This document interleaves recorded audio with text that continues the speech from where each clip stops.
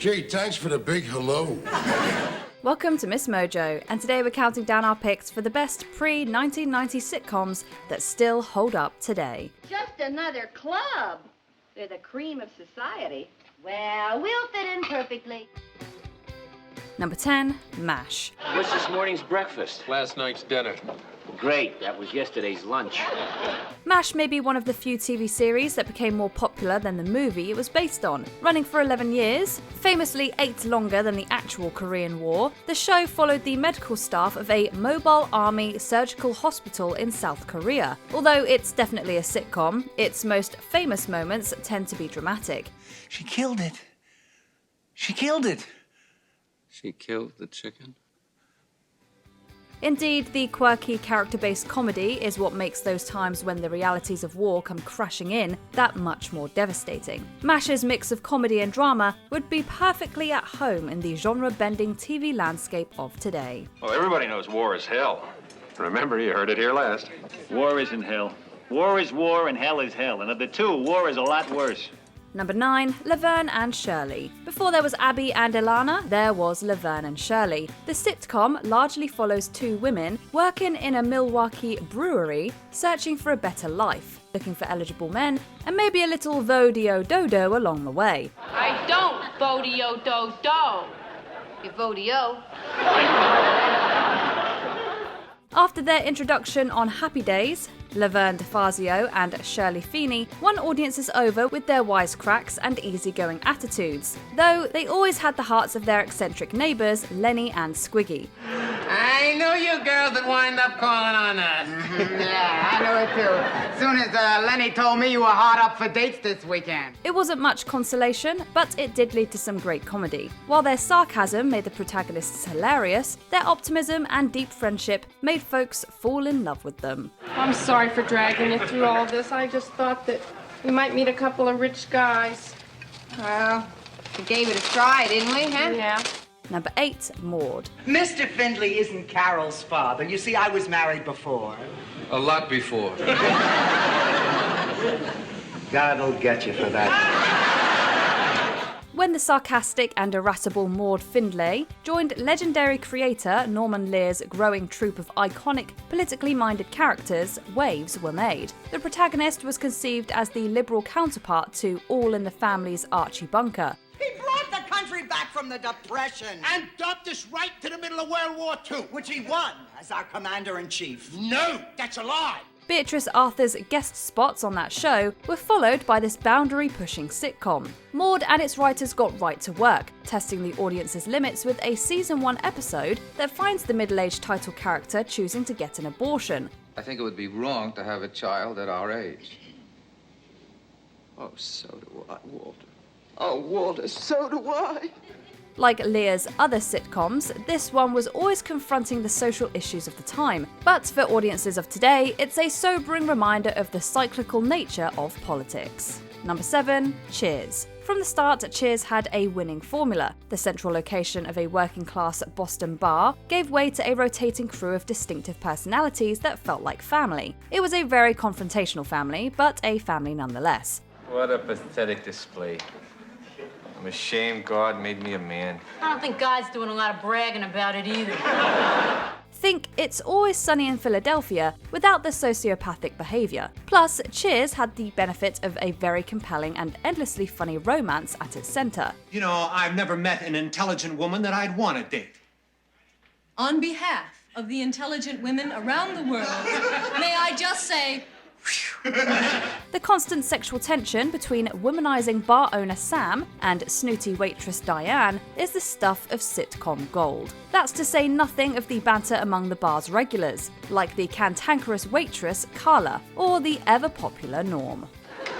Afternoon, everybody. No! How you doing, Norm? What do you know? Not enough.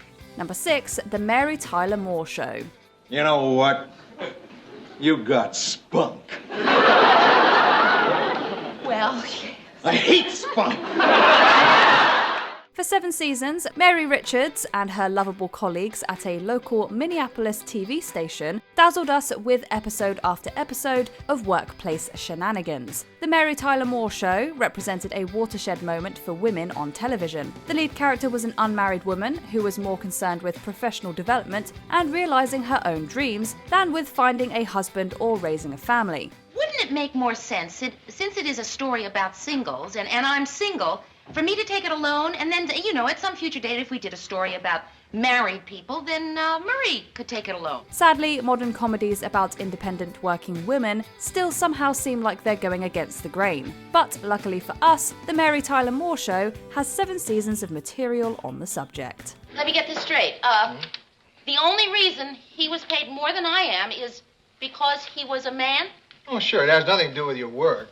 Number 5, Good Times. A spin-off of Maude, this comedy followed a black family living in a Chicago housing project. You know, there comes a time in every boy's life when he has to ask his father for $5. Yeah? Well, Junior, there comes a time in every dad's life when he's got to say no. I ain't got paid yet. The Evans' lives sometimes seemed like a parade of debt and difficulty, but it was a reality that millions face, then and now. This is an eviction notice. Ain't nothing to worry about. What are you talking about? They say they're going to throw us out today. Didn't we get any warnings? Before Good Times, this was an experience not often seen in American primetime comedy. What made it special then and now was how the Evans family could always find the humour and faith to carry on. The show's stunning ensemble, which in its later seasons included a young Janet Jackson, never failed to deliver on its laugh-a-minute punchlines and iconic catchphrases. You're not putting us on again, are you, Penny? Well, it isn't the man of my life, it's the life of my man.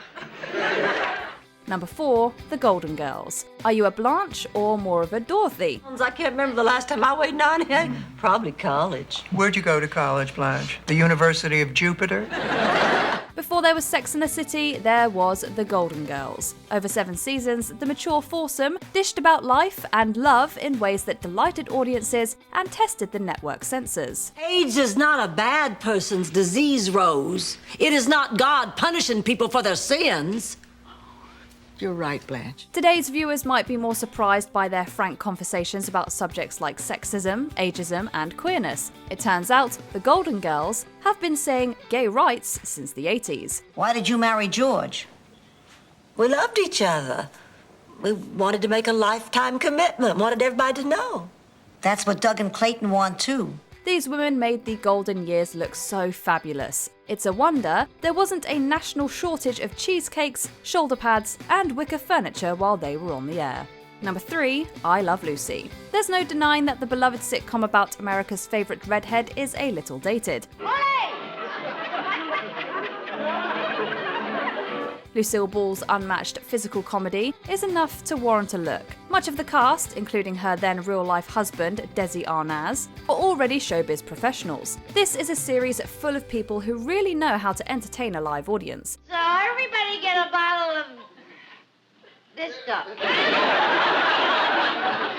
What's so special about I Love Lucy is that it and its star truly become the blueprint for most of what has come after it. The hysterical scenarios the protagonist finds herself in have become staples of sitcoms ever since. Many have tried to replicate it, but the truth is there is only one I Love Lucy, and only one Lucille Ball. How'd this oven door get open? Number 2, The Jeffersons. You live in this apartment, right? Uh-huh. And you got an apartment in this building, too? Yes, that's right. Well, how come we overcame and nobody told me? When they were introduced as neighbours on All in the Family, no one necessarily thought the Jeffersons would get their own sitcom. Not only did they get one, but it lasted a whole 11 seasons on the air. As with other Norman Lear sitcoms, it used its half hour of airtime to discuss the social issues of the day. George, you don't understand. If you have a gun around, you're just looking for something awful to happen. What's so awful about a man wanting to protect his family? In fact, the bigoted and judgmental George Jefferson was apparently conceived as a black version of Archie Bunker. But The Jeffersons was most notable for its depiction of a well-to-do black family, something that historically has been rarely seen on television. How can you afford to live in a place like this? You ain't tall enough to be no basketball player. it remains necessary viewing. Before we unveil our top pick, here are a few honourable mentions. Three's Company. 3 roommates come up with a clever, if controversial, way to fool their landlord. Come and knock on our door. Come and knock on our door. We've been waiting for you. We've been waiting for you. Where the kisses are hers and his. Three's Company too. The Andy Griffith Show. A slice of charming, small-town nostalgia. You know that you've been taught the golden rule. Do unto others as you'd have them do unto you. Yes, Pa. Fawlty Towers. You wouldn't want to stay at this hotel, but it makes for an entertaining binge watch. Well, I was wondering if you could offer me accommodation for a few nights. Well, have you booked? I'm sorry. Have you booked? Have you booked? Oh, no. Oh, dear. Sanford and Son. Red Fox leads this classic 70s sitcom full of memorable catchphrases. Oh, this is a big one. You hear that, Elizabeth? I'm coming to join you, honey. The Bob Newhart Show. As psychiatrist Robert Hartley, Newhart plays straight man to a colourful cast of weirdos. Hey, Bob, guess what this is? An orthodontist with nothing to do.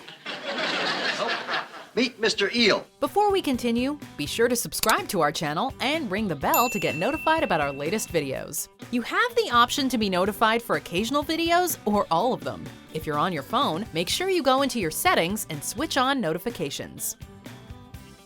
Number 1, All in the Family. This Norman Lear-helmed series was a breakthrough moment for politically conscious primetime comedy. My kid hated the war too. But he did what he thought he had to do.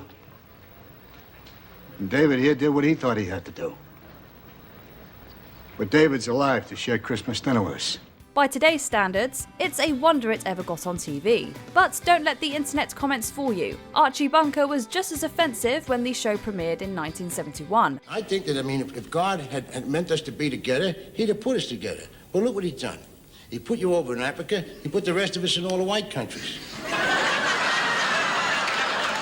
All in the Family is a prime example of a depiction versus endorsement. Archie's wrong-headed views are offensive in themselves, but the show always manages to make a fool of him. Elitists get a few jabs thrown their way too, though. What makes it must-see TV, even now, is that we're still talking about the issues the bunkers were. Who's talking about communism? I'm talking about civil rights. That's communism. Even if America has come a long way, it's a reminder that polarized politics are nothing new. Did your favorite retro classic make the list? Sound off in the comments. Your future's gonna be filled with nothing but joy and laughter. Thank you, Sophia. Don't thank me, thank the Miami Herald. It's your horoscope. Do you agree with our picks? Check out this other recent clip from MsMojo. And be sure to subscribe and ring the bell to be notified about our latest videos.